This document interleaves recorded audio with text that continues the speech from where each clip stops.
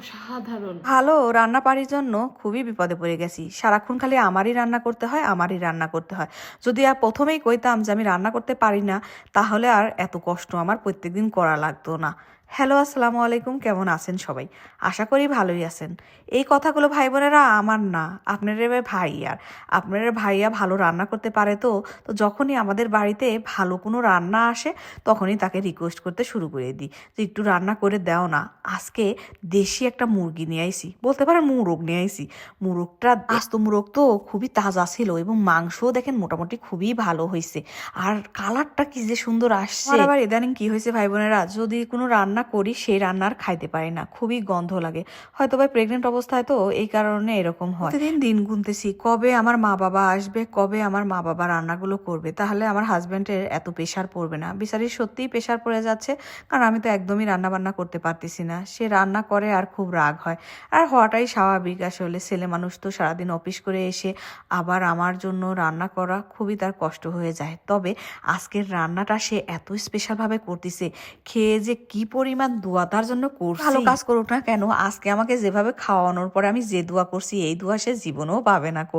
আর সে রান্না করার সময় মুখে মাছ টাছ মারি, হাতে গ্লাভস পরে তারপরে রান্না করতে আসে। তার রান্না করার ডিজাইনটা দেখলেও আমার খুব বড় হাসি লাগে। বুঝাই যায় যে ছেলে মানুষ রান্না করতেছে। আমরা মেয়েরা রান্না করার সময় এত কিছু বাবা চিন্তা ভাবনা করে রান্না করি না, আর ছেলেরা যখন রান্না করতে লাগে তখন হাতে যেন হলুদ না পড়ে, মুখে যেন গন্ধ না লাগে, কত কিছু চিন্তা ভাবনা করে করে কন্ত দেখি। আমরা কি এভাবে করি? আমরা মেয়ে মানুষ তাড়াতাড়ি করে রান্না করে শেষ করি, এইটাই হচ্ছে কথা। দেখেন কি সুন্দর কালার আসছে।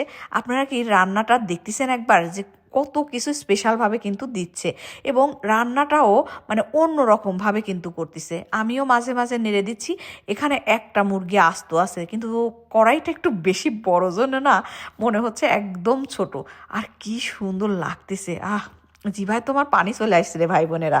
আসলে দেশি মুরগির স্বাদই আলাদা, সেটা হোক বাংলাদেশে হোক হচ্ছে আমেরিকায়।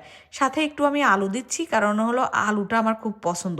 যদিও গ্যাসের জন্য এখন আলু খাইতে পারি না, কিন্তু আপনাদের আয়ানবাবু আবার আলুটা খুব পছন্দ করে, তো ওর কারণে বেশি বেশি আলু দেওয়া হয় আমাদের তরকারির ভিতরে। একটা কথা ভাই বোনেরা, আপনারা আবার কবেন নি শাকিলা আপু খালি দুলাভাই দিয়ে রান্না করান, এটা কিন্তু একদমই ঠিক না। সে শুধুমাত্র এই রান্নাটা উঠায় দেয় চুলায়, এরপরের বাকিটা কিন্তু সম্পূর্ণ আমি করি রে ভাই বোনেরা। আর দেশি মুরগির ঝোলটা খাইতে খুব ইচ্ছে জাগছিল, একজনের ভিডিও দেখছুনু সারাদিন খালি খায় আর খায়, ওইটা দেখার পরে রে ভাই বোনেরা আমারও খাইতে মন চাইছে। তো কি করব, বাধ্য হয়ে আজকে এই খাবারটা খাইলাম, খায়া মনটারেও শান্তি দিলাম, আমিও শান্তি পাইলাম। যাই, টাটা বাই বাই। আপনারা পারলে পারে আপনারা বাসায় কিন্তু এভাবে রান্না করে খাইতে পারেন। আর দুলা ভাইরা আপনারা কিন্তু আপাদেরকে এভাবে হেল্প করবেন, আমার বর যেভাবে হেল্প করে। Bye bye.